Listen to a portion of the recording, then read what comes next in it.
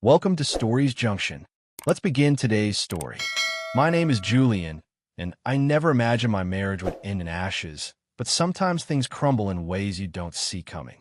When my wife stayed out all night, ignoring my concerns, what followed was something neither of us could have predicted. When Clara and I married 6 years ago in Portland, everything felt like it was falling into place. I look at her and think, this is what they mean by soulmates. We were the couple everyone envied. Always together, laughing, planning our future. Clara wasn't just my wife. She was my confidant, her voice warm with a sincerity that made me feel seen. We weren't flawless, but we were deliberate, building something real. Looking back, it's that version of us I miss most because it was so pure. And that's what makes what happened later so painful. We didn't start broken. We chose each other, and for a long time, we chose well. But time, influence, and small fractures can erode even the strongest bonds. As the years passed, I noticed subtle shifts in Clara's behavior. It wasn't sudden, but her new friends were the first red flag. She met them through work events or social gatherings in the city, and they weren't like her old crowd. These women were married, sure, but they spoke about their husbands with a casual disdain that unsettled me. They'd call them burdens, mock their quirks, or joke about manipulating them to keep them in line. One night, I overheard them in our living room, sipping wine and laughing. I wasn't trying to listen, but their voices carried, sharp, cutting jabs about their husband's flaws, as if marriage was a game to be won. It wasn't just venting, it was contempt dressed up as banter. I pulled Clara aside later and said, "I'm not telling you who to hang out with, but their attitude toward marriage isn't healthy. That stuff seeps in, whether you mean it to or not." I wasn't accusing her, just asking her to be mindful. Marriage isn't a team sport if your partner's being mocked behind their back. She laughed it off, teasing, "What, you think I'm gossiping about you?" I told her I was serious, that I was speaking from concern, but she waved it away, turning it into a joke. I didn't press further, not wanting to spark a fight, but I wish I had. That moment felt like the first crack in our foundation. Over time, those friends' views started creeping into our home. Clara began nitpicking, small things like how I handled decisions or didn't value her input. It caught me off guard because we'd always been partners, equal in every way. I reminded her I wasn't dismissing her. We just didn't always agree. But disagreements turned into battles. She wanted her opinion to be the final word, and if I didn't comply, I was suddenly controlling. Our arguments stretched for days, the house thick with tension. I'd offer a practical solution, and she'd counter with something emotional or unrealistic, then accuse me of shutting her down when I stood my ground. It felt less like building a life together and more like a power struggle. I wasn't trying to control her, but the more I explained, the more she framed me as the villain.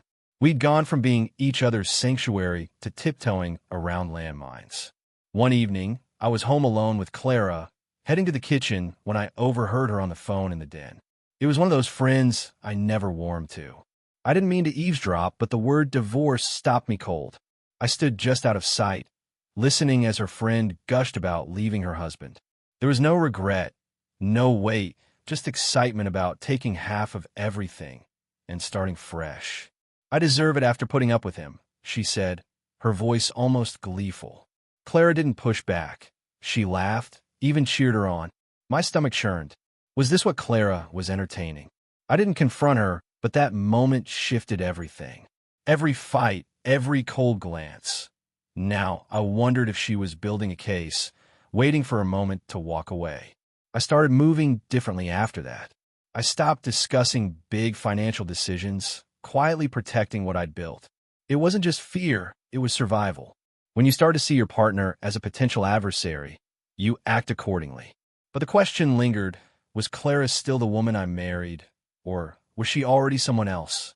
And if she was slipping away, how long could I hold on before letting go? The phone call I overheard lingered like a shadow, coloring every interaction with Clara. I didn't confront her about it, but I couldn't unhear her laughter, the way she egged her friend on about divorce. It wasn't just words. It felt like a glimpse into a future she might be considering. I started questioning everything. Every argument, every cold shoulder, Every moment she seemed to pull further away. Was she already planning her exit? I still loved her, but love alone wasn't enough anymore.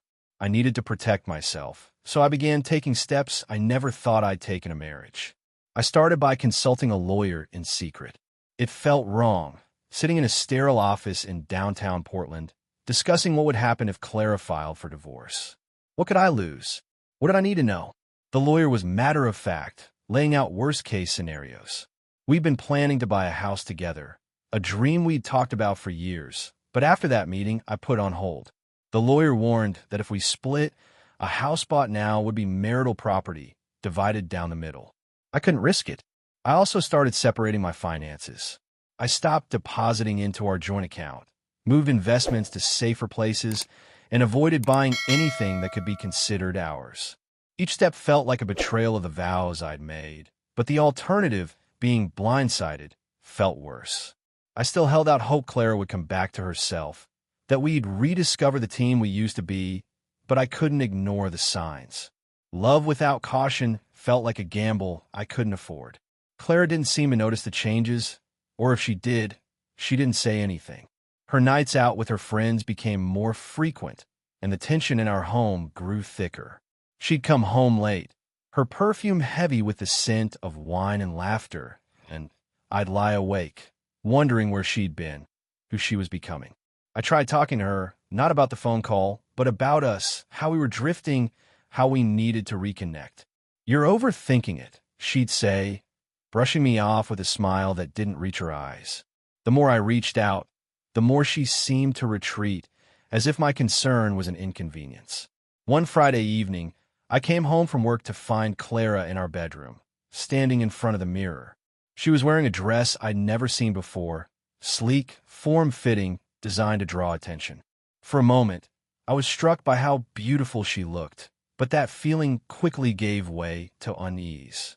This wasn't a dress for a quiet night in. "Where are you going?" I asked, keeping my tone calm.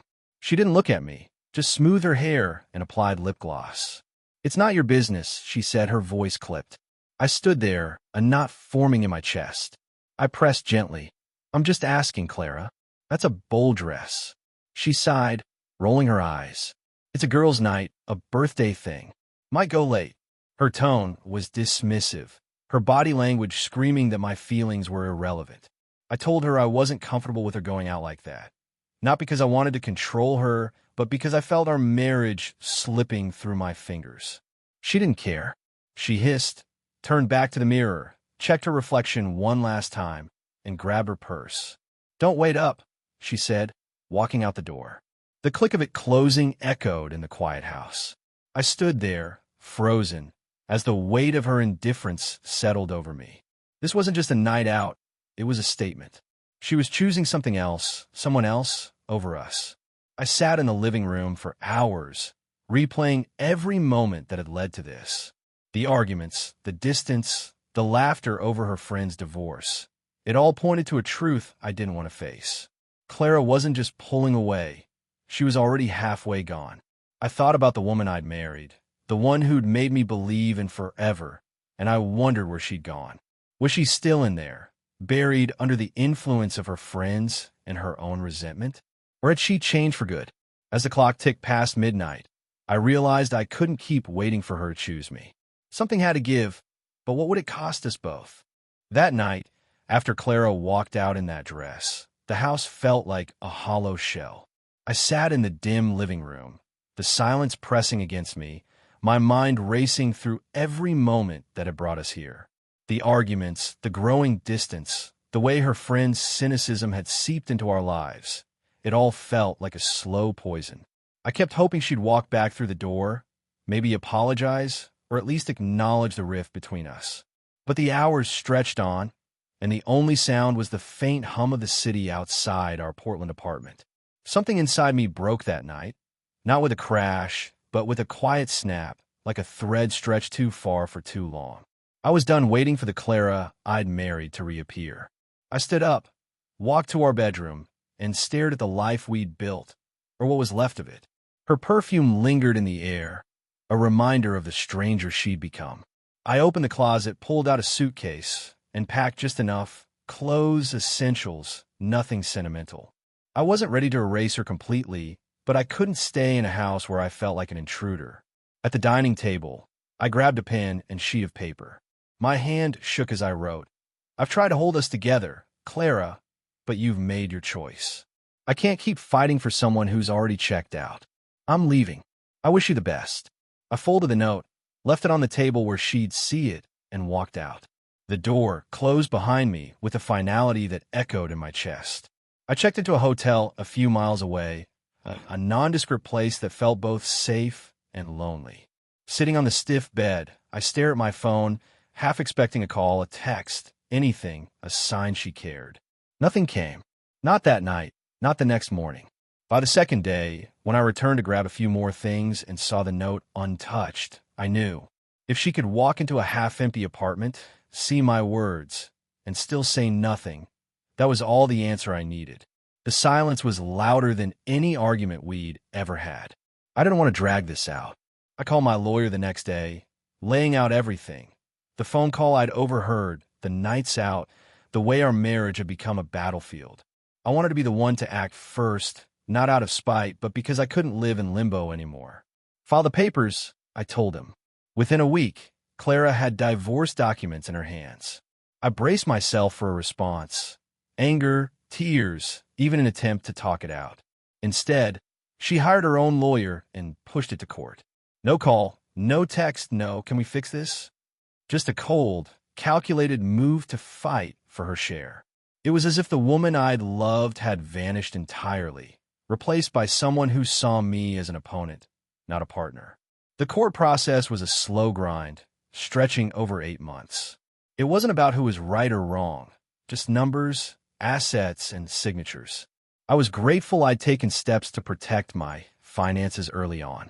The investments I'd moved, the joint account I'd stopped funding, it meant I walked away with more than I might have. Still, the process drained me. Every hearing, every document, was a reminder of how far we'd fallen. Clara fought hard, not for us, but for what she could claim. It wasn't about love anymore, it was about winning. And yet, as the gavel fell and the marriage was dissolved, I didn't feel victorious. I felt hollow, like I'd been carrying a weight for years, and only now realized how heavy it had been.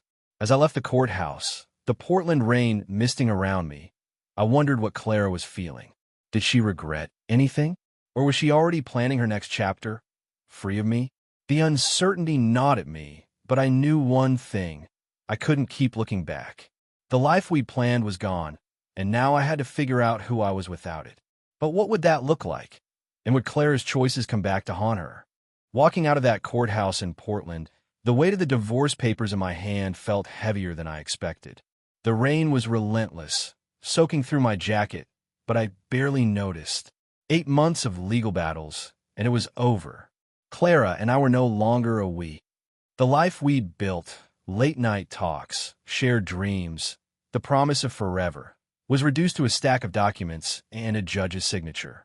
I protected my finances, kept what I could, but there was no victory in it. Just an ache, a strange emptiness where hope used to be. I didn't hate Clara, but I didn't know her anymore.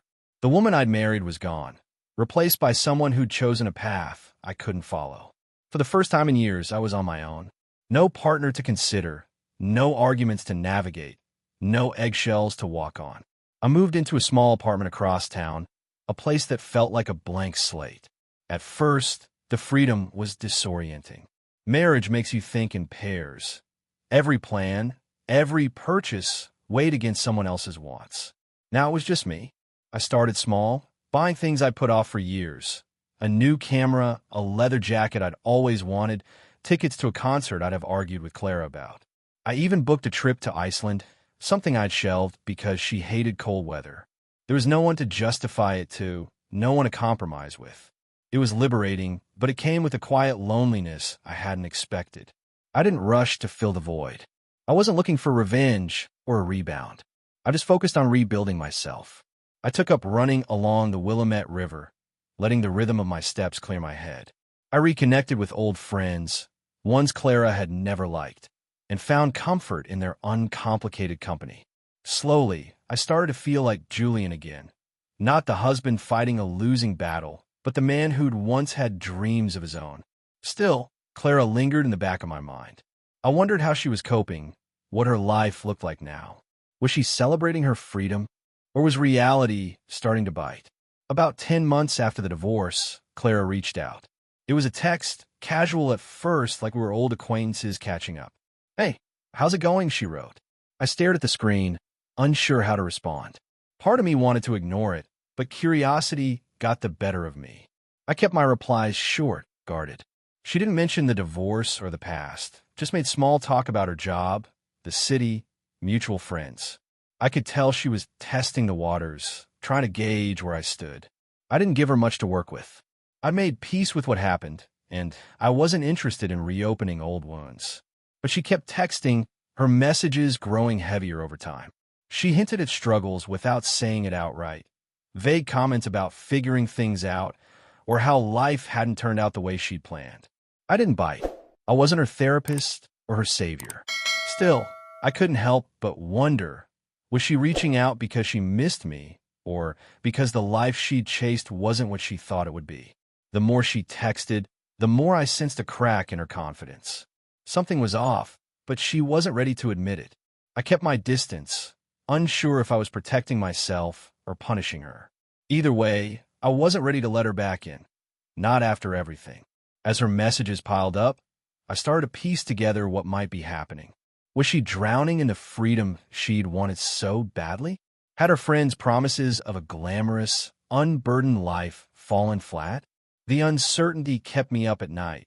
Not because I wanted her back, but because I needed to know, what had her choices cost her, and would they ever bring her back to my door? Clara's messages kept coming, each one a little more desperate, though she never said it outright. She'd drop hints about her life unraveling, how the freedom she'd craved wasn't as thrilling as she'd imagined, how her job barely covered the bills piling up. She mentioned moving to a smaller apartment in Portland, selling things to make ends meet, her voice in those texts carrying a weight I hadn't heard before. It wasn't remorse, not exactly, but a quiet realization that the life she'd chased wasn't sustainable. Her friends, the ones who cheered her toward divorce, weren't there to bail her out. She never asked for help directly, but the subtext was clear. She was sinking, and she hoped I'd be the one to throw her a lifeline. I read every message, but I kept my responses brief, detached. "Sorry to hear that. I'd write, or hope things get better." I wasn't trying to be cold, but I had nothing left to give. The years of fighting for our marriage, only to be met with dismissal and disdain, had drained me. I'd spent too long hoping she'd see me, really see me, and now that she was reaching out, it felt too late. Her words stirred memories of the woman I'd loved, the one who'd laugh with me over coffee, who'd dream with me about a future we'd build together. But that woman was gone, buried under choices she'd made without me. One evening, she sent a longer message, the closest she ever came to vulnerability. "I thought I'd feel alive, Julian. I thought leaving would make me happy, but it's just empty. I didn't know it would be like this." She didn't apologize, didn't mention the nights she'd walked out or the way she'd fought me in court, but I could hear the regret between the lines. I sat with that message for hours, staring at the screen. Part of me wanted to ask what she'd expected, to demand answers for the years she'd spent pulling away. But what would that solve? I'd already closed that chapter, and digging it up wouldn't change the past. I replied simply, "I'm not the one to fix this, Clara. You made your choices." It wasn't cruel, just honest. I'd spent years carrying the weight of her disrespect, her indifference, and I wasn't going back. Some bridges, once burned, can't be rebuilt. She didn't respond after that, and the silence felt final, like the last page of a book I'd been reluctant to finish. I didn't know if she'd find her way or keep chasing the life she thought she wanted. That wasn't my burden anymore. Life moved on. I kept building mine, piece by piece.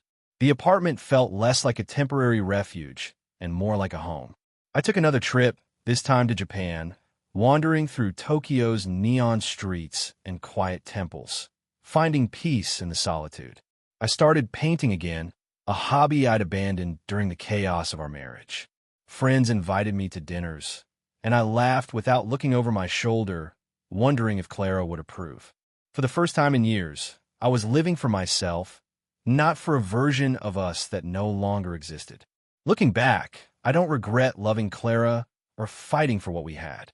I regret only that I held on too long, hoping for a change that never came. Her choices taught me something brutal but necessary.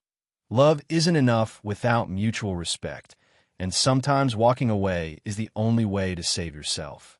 As I stood on a quiet hillside in Kyoto, watching the sunset, I realized I was free, not just from Clara, but from the weight of a life that no longer fit. Whatever came next, I'd face it on my terms, and that was enough.